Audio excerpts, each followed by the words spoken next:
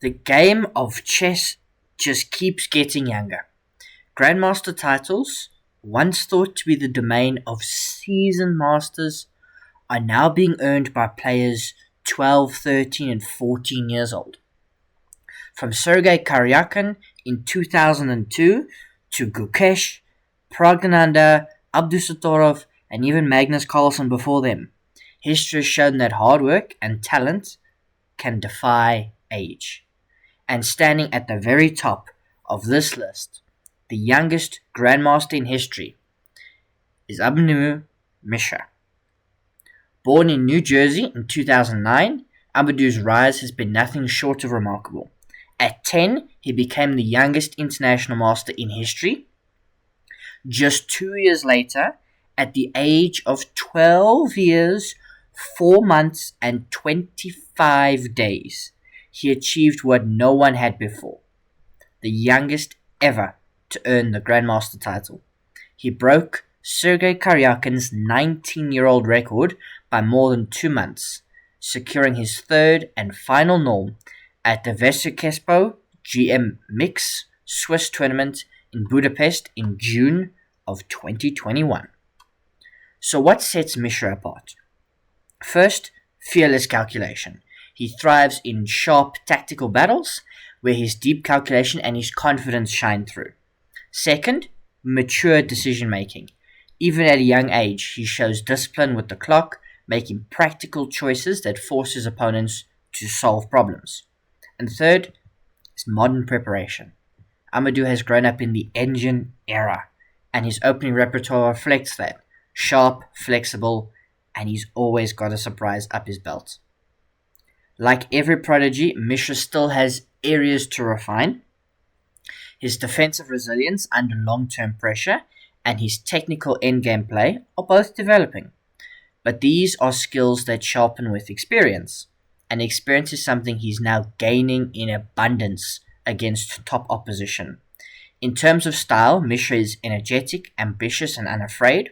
He embraces complications, pushes for the initiative, and carries himself with the confidence of a player who belongs amongst the world's best. In many ways, his play reflects this new generation of prodigies, fearless, engine-trained, and already eyeing the highest stages of the game. You are likely watching this video because of what he's doing in the FIDE Grand Swiss here in 2025. He's having an amazing tournament. From a boy in New Jersey to the youngest Grandmaster in history, Mishra has already secured his place in the history books. The question now isn't if he will compete among the elite, but when. To see what makes him so special, let's look at one of his cleanest victories, a game that reflects both his sharp tactical vision and his maturity at the board. I just need to switch that off and we'll switch that on. Here he is. This is how he earned his Grandmaster title. He played d4, d5. He obviously was rated 24 at the time. And he was playing Zoltan Varga, c4, and it was a Queen's Gambit accepted. You don't see this a lot. e3, c5, one of the sharper lines. Bishop takes c4, c takes d4, and e takes d4. And this line leaves white with an IQP, an isolated queen's pawn. So we're going to see how Mishra handles this position. Because black, what they want to do is they want to blockade the pawn, don't let it move forward, and then they're going to create play around it. Activate all their pieces, and while white has to defend this, black is going to strike. So queen c7 hits the bishop retreats back to b3, and now bishop to g4. This is an interesting line, and you might say, hang on, isn't that a free bishop? It is. But you would kind of lose the game on the spot to queen takes c8. Or c1, not c8. So this is devastating for white. Sorry, I'm making sure the engine catches up. Sometimes when I do analysis, then the engine doesn't catch up, then you don't see the eval bar doing its thing. Yes, but this is a line, and it's worse for white, because check, the only move is here, or you've got a block with like the bishop or the queen. Neither of which is particularly amusing, and you can't really block with either of these pieces because you're going to lose your rook. Well, you're not going to lose it, but the knight would have to come to d2. Anyway, f3 is what he played. Sorry, went off on a sidetrack there. Bishop to d7, and now knight to e2. e6, and bishop to f4. Hits the queen. Bishop to d6 interposes, and now we trade. Now, trades have to be evaluated very carefully, and this is part of his calculation, because trading kind of maybe favors black. Or does it favor white? IQP position. Remember, that pawn could become weaker as you remove pieces that can defend it, but it can become stronger as you remove pieces that can attack it. So each trade needs to be carefully evaluated, as we now get castles, and now d5. And this is one of the ideas. Sometimes you can just give it up. You can trade it. Queen to g6 check. We block with the queen and force a queen trade. So he goes for an endgame, and we get e5. Now this pawn is just a passer. It can go. Once the knight moves out the way, and now rook fe1, bishop takes, and knight takes, knight to d7, and now d6. And some of these young players, you just give them a sniff of the initiative, and they see that pawn is now rolling down the board, and you are going to have a nightmare task trying to defend it, as the pawn gets defended, and now we're looking to create weaknesses. Look at this. We win the pawn. White's an upper pawn. We give up b3 because it's meaningless in this position, because we're worried about d7. The rook moves out the way. Look at the knight. Knight to c7. Rook e8 check. I'm going to pause here for a moment. Just look at this position. This dominant position inside 30 moves. Absolutely incredible. Absolutely incredible. Let's see if I just turn the analysis off and then turn it back on. Why is it thinking for too long? What if I click on the settings? Sorry, mid-game tangent here. I wanted it to be all dramatic and stuff, but standard is 5 seconds. Okay, what do we do fast? Chess engine, stockfish. We'll do the smaller one. Maximum time, 3 seconds. Okay, yeah, you can see, completely winning here for white, as the eval finally joins us. King to g7 is what's played. You cannot allow that the pawn to queen. So we move the rook out the way, and now king to f6. We move the rook all the way back, and he wins. 31 moves, because the knight, anywhere it goes, it's kind of useless, and this game's completely winning. Your knight will come out, and this game, I mean, if you look at it from here, queen takes d4. The game was balanced. Look at him seize the initiative here, where he can start pushing the pawn, making active moves, making the right trades.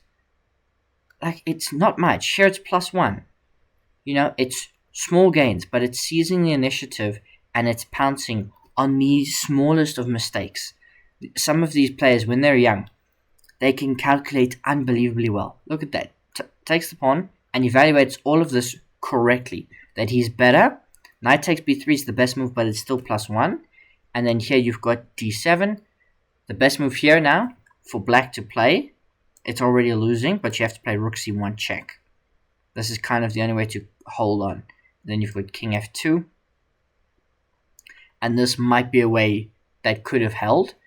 And now, after king f2, you play g6. And you're effectively giving up a rook here. Although not here, because you would take, and then this would be winning. This would be a draw. Not winning, sorry. So, yeah, rook b8 was played instead. And just look at that. Drives the knight in. Knight to c7. g6, because you have to get out the way. And now, rook e8 check. Obviously, now you can't trade. If you trade, it's all bad news.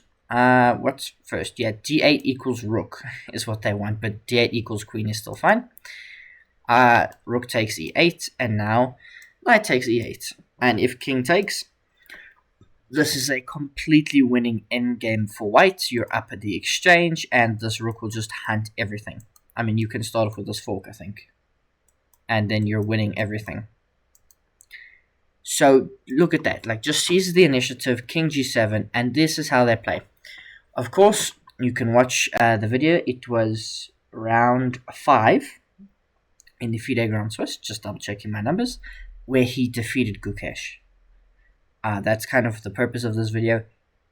he became not only the youngest GM in the world, he became the youngest player ever to beat the reigning world champion. Now, our reigning world champion is the youngest world champion in history, Gukesh Damaraju, but still incredible. I don't want to say this boy, this guy's talented beyond belief, and he's going to be a chess superstar. You can never guarantee it, but of all the people, as long as he keeps his head on right and nothing goes wrong, there's no reason why he can't make it to the top, and he's going to be one of the best forces in chess in a couple years to come, if not days, as the Grand Swiss winds to a close. He could qualify for the 2026 candidates. He's in with a shot. Ladies and gentlemen, I hope you enjoyed the video. There's another prodigy, the Turkish one, Erodogmus, I think. Video coming out about him as well. He's also having a fantastic Grand Swiss. The prodigies are taking over, and they're coming up sooner as well. They're rising to the elite level very, very quickly. If you enjoyed the video, subscribe. I hope you enjoyed it. If you didn't, tell me why you didn't, and I'll try and fix it as best as I can. Otherwise, cheers.